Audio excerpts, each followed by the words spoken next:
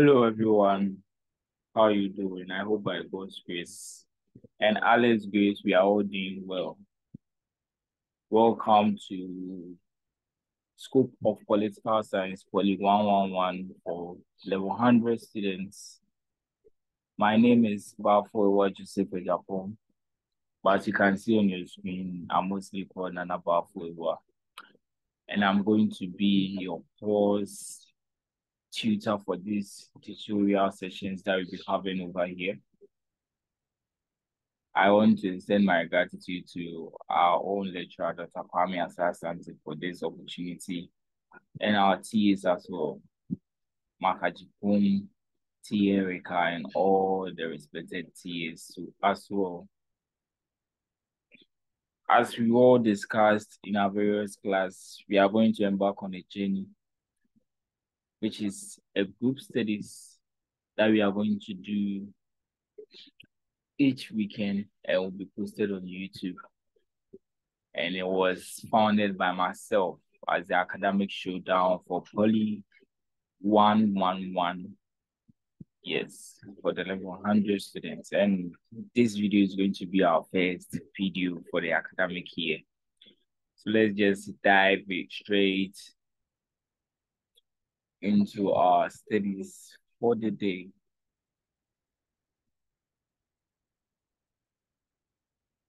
Yes, I hope you can all see my screen.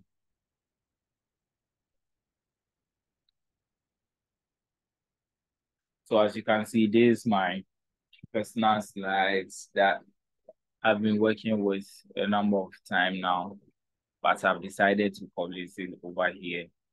As you can see, yes, we can from our president, our former president for the United States of America, Barack Obama. That's where I took it from. And that's my call line too. If you have any challenge and everything, you can call me and I'll attend to it with respect to what we will be learning over here. So the first topic is the nature and scope of political science. I think we have to know the nature of politics and the scope of politics. When we say nature of something, what it means, and when we say the scope of something, what it also means. So if you look on my screen, you can see the arrow pointing on the nature of politics. Point one, when we say nature, nature deals with the sort of something or attributes of something. That is what nature means. Something that makes something what it is. The reality of something. That is the nature of something. So these attributes, these are the titles that will make us know that when we are seeing this thing, then we are referring to that. That's nature. So nature of politics deals with the attributes of politics. By nature of politics, we are referring to the definitions, characteristics, and scientific nature of politics. What are the various definitions of politics? What are some features and specific characteristics of politics? And what are some of the scientific natures of politics? That is all about the nature of politics. So nature of politics talks about what makes us know that, yes, this is politics, something that makes something what it is. What is the nature of human being? What is making you a human being? That is the soul that we have within you that makes you a human being. If the soul leaves your body, you are no more a human being. The attributes of God, what represents, makes us know, identify God by his attributes. He's omnipotent, omnipresent, all those kind of things, all those titles are given to what explain and specify something. So that's the nature of politics. The second subtopic is the scope of politics. When we say the scope of politics, it deals with the range covered by something or area. So what ranges, what are the specific areas, what are the specific things that politics touches on? That is the scope of politics. So scope of politics concerns the range or area the politics cover.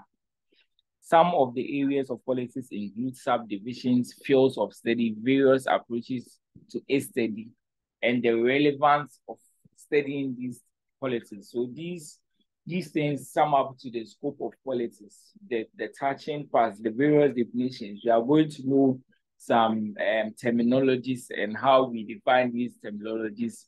We are going to define bureaucracy, democracy, a whole lot, political institutions, power, authority, and other forms of government, the presidential, parliamentary, hybrid system of government. These things serves as what?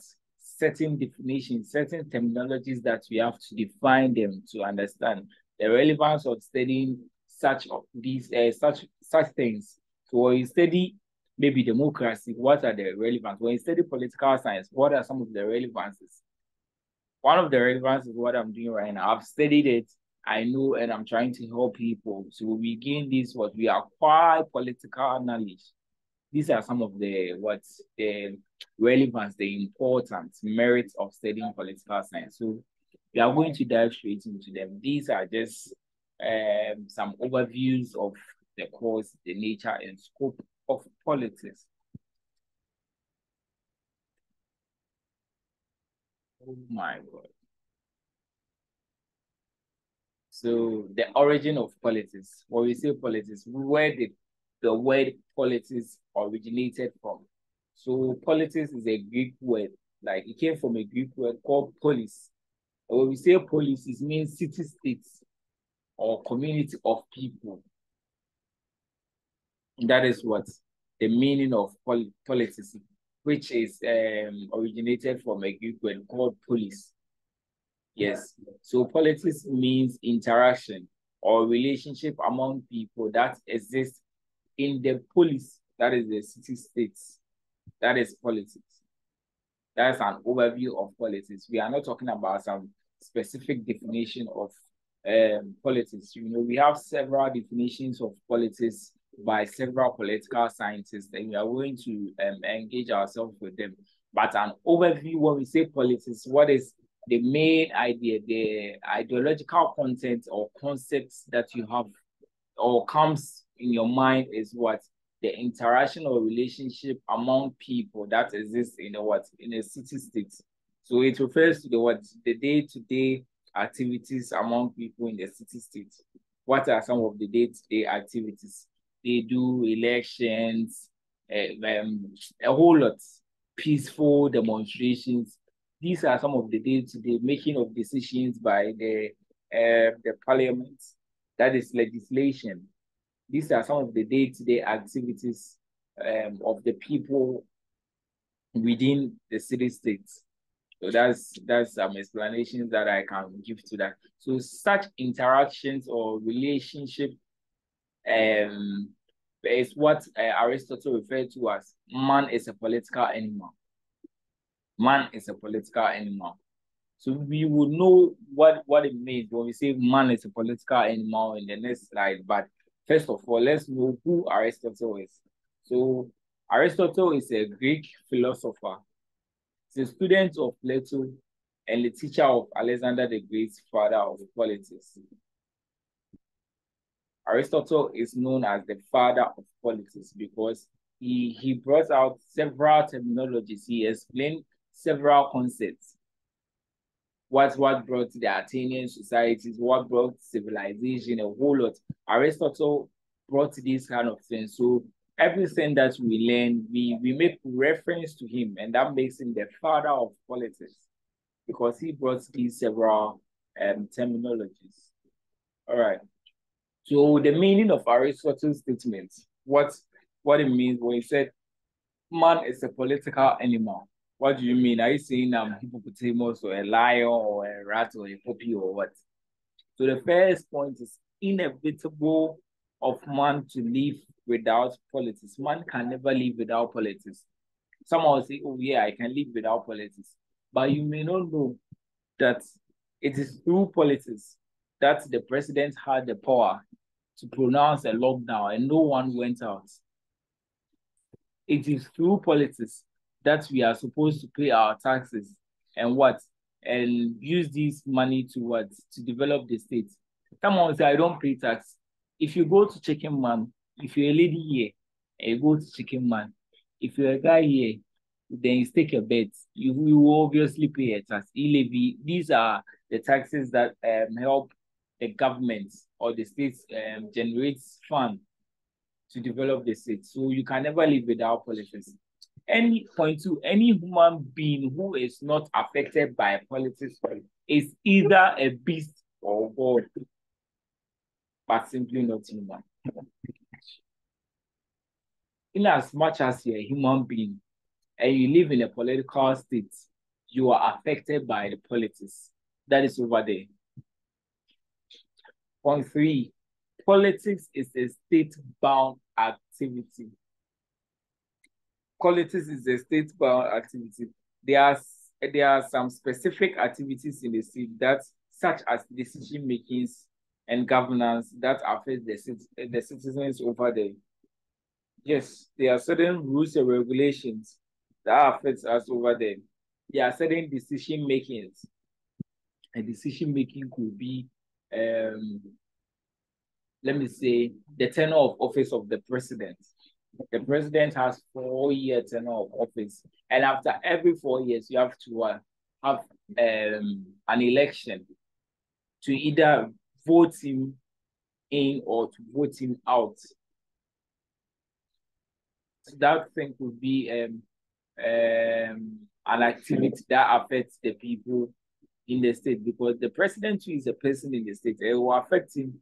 There could be a decision making that if the president gets to a point that he's not sound mind, he gets a disease, he should be removed from the position for someone to come and fill that position. It affects him because it's something that is over there. It's in the 1992 Constitution. Point 4, human potential can only be realized in a political community. It is in a political community that we are going to build several institutions like the school and other institutions to run the day-to-day activities of the state. So if you are not living in a political state whereby those who govern, those who have the power to rule the people, do not build these schools and other things, you wouldn't even get basic education to even be at the university, or I wouldn't even get such an education to be teaching us over here. So these are some things that shows that yes, man is indeed a political animal, and any human being that is not affected by politics is either a beast, said by Aristotle. Let me explain the other one, which will probably be my last because there are several of them. Human beings live in the states by depending on each other. Yes, I depend on you, you depend on me. You depend on the school depends on you. If the lecturer comes to the class and there is no students, he cannot teach. If you go to the class and there is no lecturer, we cannot learn. Although we are going to have some slides. Who is even going to provide the slides? It has to be the lecturer who provides the slides. So we depend on each other. The social contrast theory that we will also talk about that one in some weeks to come, that deals with the bond that was signed. You obey me, then I'll protect your life and property. So the citizens must obey the government, and the government what protects their lives and properties. We depend on each other. We all depend on each other. So these are certain things that show that indeed man is a political animal. Yes, right now we've talked about politics, we've talked about the scope, we've talked about the nature, and we've talked about Aristotle and what he meant to be a man as a political animal. We should also know the definition of politics. When we say politics, what is politics? Right now, if you're working, you're a Legon student. Hey, I'm a Legon. Hey, I'm a Legon. Yeah, I read political science. Then someone meets you and say, okay, what is politics? What is the definition that you are going to give to the person? First of all, let's look at some comments on politics. It is important to state that there is no universally accepted definitions of politics. We cannot say that this is the #1 definition of politics that everyone defines. There are several definitions. People define politics based on their own perspectives. How people see politics is how they define politics. So there shouldn't be any one definition that everyone is going to use that to define politics. But how you see politics is how you define it. Yeah. There are a number of definitions for the concept politics, yeah, and we are going to look at them. Yes. So the first one is politics is seen as the act of the possible. The act of the possible. Let's read something below it. No human being can be influenced in politics more than his power allows. Can ever influence people more than the weight of power that you have. So political decisions and actions are driven by practical considerations and realistic constraints of the situation. So out of the possible, it means it focuses on finding feasible and attainable outcomes that can be accomplished within the existing circumstances. Yes, that is all about that. And some strengths for this definition. The definition points to some basic truths of politics. That is the need for politicians to scale down political ambitions. What are your political ambitions? The art of the possible is showing you because you bring out what feasible and attainable outcomes to the situations. Yes, the definition points to neglect of such truth, ineffectiveness, or loss of power. So if you don't have that power to act, bring these things, these solutions to the problem, then you are not acting to the possible because you don't have that power to do that. The weakness, the definition is too general, or is it out of the possible? What do you totally mean? We should bring feasible solutions. How do we bring them? You are not diving, you are not cutting it down, you are not going deep into the definition for us to know how these solutions are brought about, which people even bring them. This is some of the words, some of the weaknesses of the definition out of the possible. And note, almost all the definitions of politics have who defined it. It is only the art of the possible that it does not have a specific political scientist that maybe Nana Balfour will define politics as art of the possible, or Kwame, or yourself, Charles. I know a couple of you, named Letitia. I know Charles. I know a lot of Emmanuels. I know a lot. I know a lot of you over here now. So you should take note that per my experience and our predecessors' experience, several questions are asked on who define politics as this. So maybe point one, who define politics as art of the possible? Let's say, for instance, we have art of the possible as Nana Balfour. So I am below among which of these scholars define politics as the art of the possible? A, Nana Balfour. B, Emmanuel. C, Charles. D, none of the above. So if you don't know who define politics as such, you get it wrong. These are the questions that you are going to get.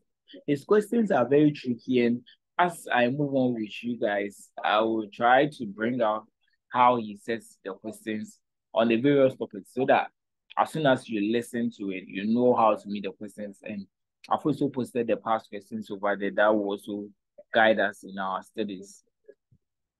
So yes, politics as the governing of man. That is defined by Austin Rani. So you have it in mind. The governing of man, Austin Rani. Then you put it down. So it could be A, Kwame Asasant, B, Christabel, D, Austin Rani, D, all of the above. So if you don't know who defines politics as that, although you know that politics could be defined as the governing of man, but who defines it as that? Or it could be Austin Rani defines politics as that the A, art of the possible. B, governing of man. C, so on and so forth. So you should know who defines politics as the various terminologies. So let's talk about the governing of man. The definition shows the relationship between those who govern, that's those who rule, and those who are being governed. The governing of man. There are certain people that are authorized, that have the legitimacy to what? To rule people, to decide for people, to make certain decisions on behalf of the people. They are the representatives. They are the people, that the people elected or chose or appointed to rule them. We gave them that power to rule us. So Osirani is showing the relationship of those who govern and those who are being governed, as we are being governed. Nanado is part of Nanado and his administration are those who govern, and the opposition and all of us who fall beneath that government are those who are being governed. That is what the relationship between that, and that is the fair idea that Austin Rani is trying to enlighten us on. So, what are some of the strengths of this definition? The definition reflects political reality to some extent. The reality of government consisting of those who govern or those who rule and those who are being ruled. I think this is self-explanatory and does not need a lot of explanations. What are some of the weaknesses?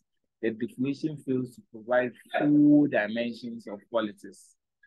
We are not able to distinguish those engaged in politics and those who are not. The definition leaves a lot of questions unanswered. What does it mean to govern? And is all governance politic? Let me answer the last question. Is all governance politic? So teacher-student relationship, is it politic? Father-children relationship, is it politic? Although the father as a breadwinner at the house, the one governing us, but that's not politic. And that explains we are not able to distinguish between those who engage in politics and those who do not. Yes, there are certain, not all relationships are politics. So that could serve as a weakness of Austin Rani's definition as the governing of man. The third one is what? The Struggle for Power by Robert Dahl. Please keep the names and the highlighted sentences in your mind. The Struggle for Power by Robert Dahl. These are certain things that you are going to meet because they are all objectives. For level 100, you are going to answer only objective questions. And I'm sorry if you hear a lot of noise at the background. I'm at the hostel too, and probably people will be making noise and could disturb us, but all the same, we try our possible best to do the needful and study as the primary goal of coming to University of Ghana. So yes, the struggle for power, Robert Dahl. The definition deals with the struggle for and the exercise of power in society. When we say power, we all know the definition of power, exempt those who haven't attended lectures yet. And this is one of the importance of these YouTube videos that is going to help us revise. Maybe you attended, but you didn't really get the definition of power. Power is the ability to induce obedience, to make people do certain things, not from their free will. That is why at the lecture, or Dr. Kwame Asante can sack someone right now, and the person has to leave because he has power over there. The president has power. That's why when he's on the streets, all cars stop for him to freely move.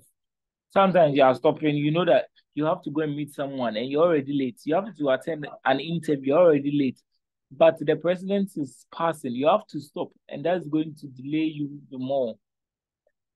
That is power, the ability to induce obedience. So what are the strengths for Robert Dahl's definition as a struggle for power? The definition is true in every political life. Yes, in a political life, if you want to be more influential, you have to have the power to influence people. You have to have the power that will make the people see you as capable of doing certain things. So they vote for you. In political life, no one can just come and stand in front of you and tell you that, hey, it's COVID-19, so no one is going out. The way these people insult you, but because you have the power, you have the legitimate power, you have the authority, you could pronounce something, and yes, the president has the power to pronounce a war against Americans, and we are going to beat them for life. The president has power to tell Ghana Blasters that you can't go for AFCON again. You can tell Richard Ofori that don't catch the ball with your hand again. Yes, that's the power that the president has. Yes. Just keep up. It's okay. It's okay. Let's get back to business. Basa crying every time. 5-3. Oh, Jesus Christ. Yes. So that's all part of it. Sometimes you have to laugh. You shouldn't be too serious listening. You'll even get bored and everything. So we sometimes bring these things in to make us feel at home and comfortable. This is a YouTube video by a student. So let's just enjoy ourselves here. Not the same as the lecture halls. Point two, power is at the center of every political activity. To me, say the security. Let me stop before people come and beat me over here. But you see, at every political activity, even elections, the electoral commissioner has that power to manage all public elections and ensure free and fair. And free and fair could be ensured when the results reflect at the majority interest. Every political activity, these elections that we do, everything, these legislations, even when you go to the courts and you are trying to settle political disputes, the judge has been given a certain power that whatever he says is final. That's why when you say that you are sentenced into imprisonment for life, he has that power, and that is going to be your living. You are going to be at the prison. So that's it. So Politics by Robert Dow is a struggle for power. And he's saying that in every political activity, we struggle for power. We go for elections because we want to have the power to rule. Yes. The weaknesses. Not all power and influence relationships are political. I think I related that one to the second one as the governing of man. Yeah. So student-lecturer relationship is not political. Like the two of us, you listening to me and me talking to you. I have the power to stop. I have the power to say I won't do it again. And no one will come and beat me. Parents-children relationship, they are not political. But I could tell you don't go out again after 9 p.m. You can't go, my dear Ligongie. Don't pierce your ears twice. Your dad can say that you can't do. Man-wife relationship. That one too, you should know that it's not always political. So these relationships are not political. In these relationships, people obey their leaders because of other reasons and not because of politics. You know that your dad can beat you when you go out after 9 p.m. That is why you are doing it. It's not because it's political. That's why you are doing it. He doesn't have that political power. The president does. Your assembly member has that power. Yes. So the definition is not able to distinguish between it's not able to distinguish political situations from non-political ones because it's saying the struggle for power and it generalizes everything. But these examples, student-lecturer relationship, are making us know that there are certain relationships that are not always political. Yes. We also have another definition as politics is who gets what, when, and how by Harold Laxwell. should also put that one in mind for last year. Politics deals with distribution of good things of life that people value and desire. Politics is about decisions made by people concerning objectives which they consider desirable. Interesting questions to deal with include: what are the good things of life people value and desire? Who determines the good things of life, or who makes those decisions? So what? That's what people desire for. We know that power has the ability to induce obedience or make people do things not from their free will is a central point of politics. So people desire for power. So who gets what? What are they getting? They are getting the power. When do they get those power? When we trust them and we legitimately elect them or appoint them. And how do they get those power?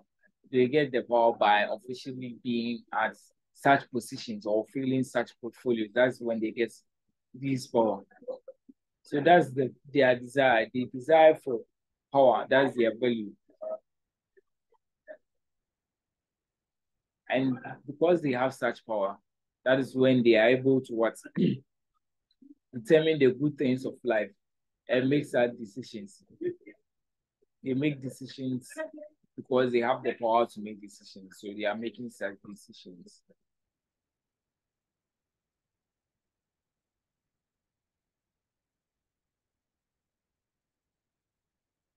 Yes, these are some contributions to it, but they are not too necessary. How and when can good things of life be distributed? These are these questions that were being asked.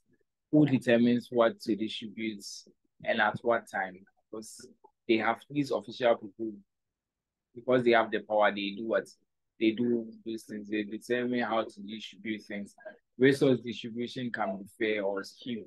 Yes, people could develop places that they have strongholds. NPP has strongholds at the Ashanti region, NDC has at the northern region and those kind of things. So mostly, I'm not saying that's the case, but we assume that they can decide to develop that particular region at the expense of people living at the central Ashanti and those kind of things. That is what this definition is also talking about. The strengths. The definition gives a realistic picture about what pertains in politics, especially Africa, where people use politics to acquire something benefit for themselves. Once he has the power to make certain decisions to benefit itself, or no, not itself, himself or herself. Yes, because of politics, you have access to money. The finance minister, I'm not talking about the finance minister in Ghana, but I mean, you as the finance minister lose over the national coffers and other things, and you could use such power to at least take some small amount of money, add it, and become something big, and buy fancy like big house mansions and flash cars and those kind of things. That is what we assume that people who are forward can do that. The power to take decisions and distribute resources is necessary for ensuring stability of society. If you have the power, you are the only person who can distribute these resources. You are the one who can decide that you are going to embark on developmental projects, roads, schools, and other things. If you don't have that power and everyone don't have the power, who is going to distribute them? We are all going to fight over either it should be here, it should be here, it should be there. But because you have the power, you can pronounce that we are going to build a tertiary school in Accra. It's going to be called the University of Ghana. Yes, and we are all benefiting from that. Kwame Nkrumah had the power to build KNUST in Kumasi. Because right now he has the power. I'm not saying right now, back in the day, he had the power to do that and distributed resources. He built the Akosomo Dam as his last project before he died. Yes. So power is very important. If you don't have that power, you wouldn't be able to distribute resources. They are always going to be fight. That's why I'm saying that the power to take decisions and distribute resources is necessary for ensuring stability, peaceful society, stability, peaceful, a serene and harmonious environment. Yes, it will prevent conflicts and other things. The chief has the power to say that this man owns this land and you don't own it, so don't bring langars to the land again. He has the power to distribute such resources. Yeah. Weaknesses. The definition is not comprehensive enough to cover what goes on in politics.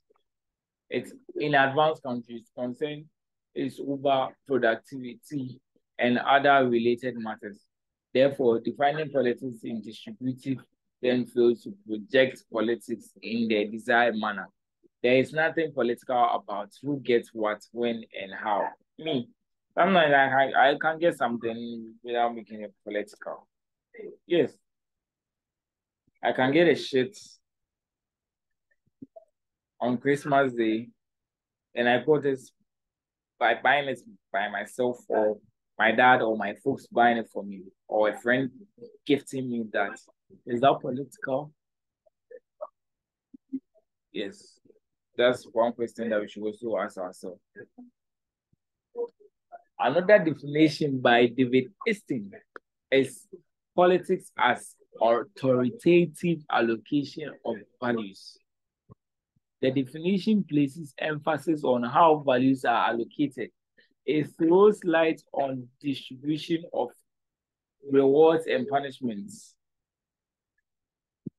Yes. Trent, it throws light on distribution of resources in the states. I already related it to that. You should know that sometimes the definitions, one way or the other, are interconnected with each other. The government of man and the struggle of power, the authoritative allocation of resources, and all the who gets what, when, and how. They are also what one way or the other are connected to each other. Some places have more rules and others do not have more rules. As I was saying, I use the NDC and the MPP, the Northern and the Ashanti region, to explain that one too as well. Weaknesses. There is a problem of the precise meaning of conflict, since the term value is subjected to various interpretations. Everyone has its own values. So if you say you are going to punish me because of this, there's the subjective or the subjectivist believe that what he or she is doing is good. That's why he's doing that. So I have the view that if I greet with my left hand, it's okay. But if you come to Ghana, if you come to Africa, especially Ghana, especially Kumasi, especially Kofu, and you greet with your left hand, your mother is going to slap you.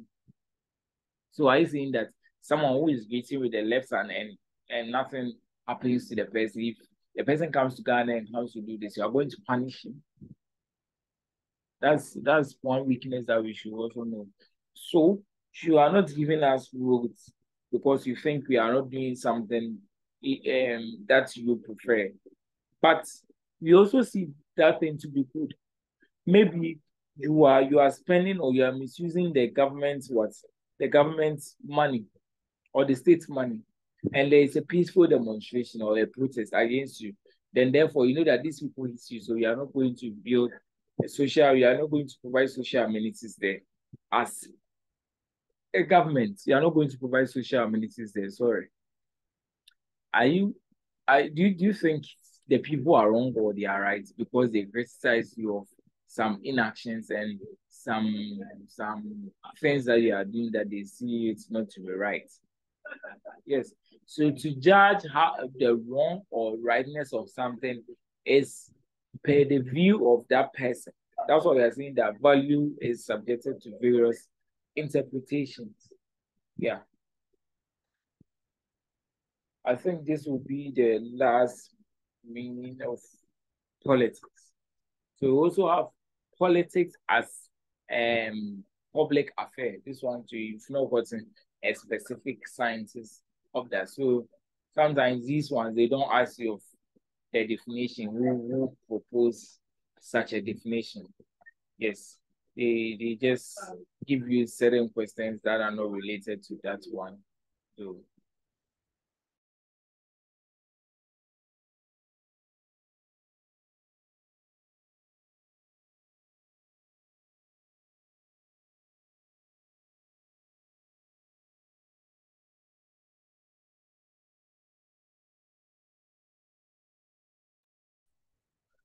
so politics as public affairs. Politics is associated with the conduct and management of the society as opposed private comments of individuals. The definition is in tune with Aristotle's position that it is only a political community that human beings can live a good life. Then we have several scholars who have the same perspective. J.J. Rousseau and John Mill. I don't know how to pronounce the other name. That's why I skipped it. So if you know how to pronounce it, let me know. But John Mill see participation as important in the promotion of public good. So this definition is saying that politics provides a platform for public debate. Yes, because it's a public affair, so everything there it's a general something that everyone is aware of. So a public debate.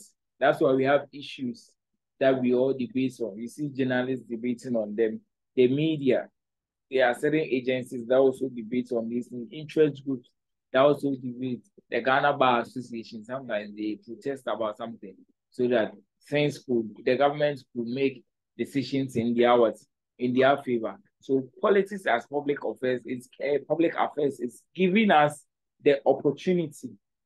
It paves a platform for us to also participate in everything. And we can do it in relation of Aristotle's position that it could be done in a political community. Because if you are not in a political community, you wouldn't even have people and those who are being rude, that you go and question them, or you go and debate on some problems, or even comment on their good works because they don't practice politics over there.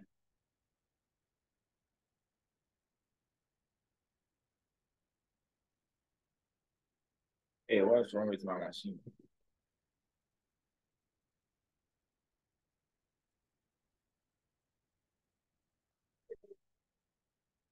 So we were also asked in class to find the strengths and weakness of politics as public affairs. And these tutorial sessions is what is going to provide the strength. So I think I've already mentioned the strengths as a pace platform for public debates. Yes, that is, it also promotes accountability and transparency because we are able to criticize the government. It's going to put them on their toes. And accountability means being responsible for your actions and inactions, something you decide to do and something you decide not to do. So if you decide not to write your exams, you will be held accountable when you fail.